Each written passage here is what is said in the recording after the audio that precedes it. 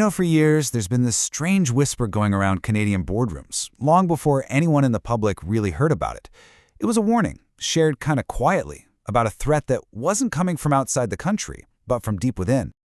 And this fear, it wasn't about the usual stuff. It wasn't the threat of being outmaneuvered by some big global competitor. That wasn't it. And surprisingly, it wasn't about the constant worry over trade wars or, those headline-grabbing tariffs from our biggest trading partner. Nope. It wasn't even the rising cost of, everything that was keeping business leaders up at night. The real problem was something a lot less obvious and a whole lot closer to home. So what was it? If it wasn't any of these usual suspects, what on earth could be causing such a serious sense of unease right in the heart of the Canadian economy? Well, the answer was a real shocker. A survey from the Business Council of Canada found that the biggest threat wasn't coming from Washington, it was coming from Ottawa. Our own domestic regulations had become so heavy, so tangled, that companies were now more afraid of them than foreign tariffs. Okay, let's dive into this. To really get what's going on, we need to talk about what people are calling the red tape machine. It's not just one bad law. It's the system that's been slowly, quietly, but relentlessly growing for years. A Statistics Canada analysis showed that between 2006 and 2021, government regulation grew by 2.1% every single year. Think of it like a slow, steady creep. It was so gradual that most of us didn't even notice. But its effects? They were anything but small. That slow creep of red tape led directly to a 9% drop in business investment. We're talking about money that should have gone into new factories, new tech, new jobs. It just, poof, vanished from the system. And the hit to the whole country is staggering, a 1.7 percentage point cut to our GDP growth. Now, I know that might not sound like a huge number, but over time, that's the kind of number that completely changes the economic future of a country. And here's the crucial part, what some call the labyrinth effect. See, the problem isn't one single bad rule. It's thousands of little ones. A new reporting form here, a new environmental step there, and each one on its own seems totally reasonable. But when you pile them all together, they create this overwhelming, suffocating maze. And businesses felt this in a very real way. Suddenly, getting a simple permit took months instead of weeks.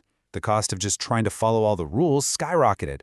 And with all that time and money being poured into paperwork, what do you think happened? Innovation slowed to a crawl, and big plans for growth, they just died before they could even start. This all brings us to the real reason why businesses are more worried about Ottawa than Washington. And the best way to think about it is the difference between a wall and quicksand. So think of it like this. A U.S. tariff is like a big wall. Yeah, it's an obstacle. It's high, but it's predictable. It's stable. You can see it, you can measure it, you can figure out a plan to get over it. Canadian regulation, though, that's become like quicksand. It's unstable, it's unpredictable, you don't know how deep it is, and the more you struggle, the deeper you sink. One Canadian manufacturer absolutely nailed it. He said that in the U.S., you know the cost of doing business, but in Canada, that cost changes all the time, and you only find out what it is when it's already too late. That uncertainty, it's paralyzing. And what's the result of all that? A silent migration of opportunity. Companies just started to quietly shift their investments, their production, south of the border. Not because they wanted to leave Canada, but because the uncertainty at home was just becoming impossible to manage. And we have to remember, behind every single one of these statistics, behind every percentage point, there are real people, real families, and real communities that are paying the price. You've got small business owners in Ontario admitting they now spend more of their day fighting with compliance forms than actually serving the customers that keep their lights on.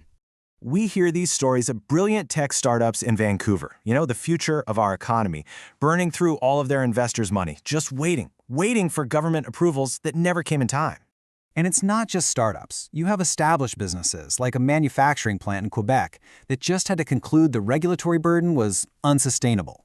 They were forced to move their operations and all those jobs to the U.S. These aren't business failures. They're casualties of the system. And you can see this happening in our communities. It's like a slow bleed. Fewer local jobs, fewer new businesses opening up, fewer opportunities for young people, and more of those empty storefronts on Main Street. It all just becomes this sad background noise. But the effect is absolutely devastating. So when you add it all up, it brings Canada to a really critical crossroads. And the path we're on, it's not a guess. It's a clear trajectory based on years and years of data. If this trend keeps going, the outcome is painfully clear. More businesses will just find it easier to operate in the States.